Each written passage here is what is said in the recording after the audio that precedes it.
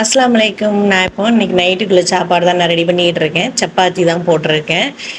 அந்த சப்பாத்தியை போட்டு எடுத்துக்கிட்டு இருக்கேன் தேய்ச்சிட்டு. அதுக்கப்புறம் ஒரு சைடில் பால் காய வச்சுருக்கேன். ஈவினிங் நான் இன்றைக்கி போடுறது 4 மணிக்கே நான் போடுவேன், ஏன்னா வெளியில் ஒரு இடத்துக்கு போகிறதுனால.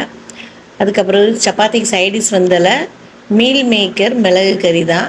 நான் அதுக்கு தேங்காய், மிளகு, சீரகம், 1 டீஸ்பூன் கசகசா இதை மட்டும் நல்லா லேசாக ப்ரௌன் கலரில் வறுத்துட்டு அதை எண்ணெய் ஊற்றி தாளிச்சிட்டு இந்த மசாலாவையும் அதில் போட்டுட்டு மஞ்சள் பொடி, வத்தல் பொடி ஒரு பிஞ்சு மட்டும் போட்டால் போதும். போட்டுட்டு மீல் மேக்கர் நல்லா க்ளீன் பண்ணி எடுத்துகிட்டு அதையும் அதில் போட்டுருங்க. தேவையான அளவு உப்பு, தேவையான அளவு தண்ணி அதையும் ஊற்றி வச்சிட்டிங்கன்னா இது நல்லா வெந்துடும். ஒரு 20 நிமிஷத்துலேயே மீல் மேக்கர் நமக்கு ரெடி ஆயிரும்.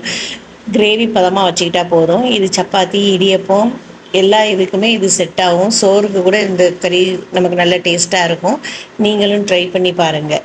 இந்த வீடியோ உங்களுக்கு பிடிச்சிருந்ததுன்னா சப்ஸ்கிரைப் பண்ணுங்கள். குழந்தைங்களுக்கு மீல் மேக்கர்னால் ரொம்ப பிடிக்கும்ல, அதான். அலைக்கும்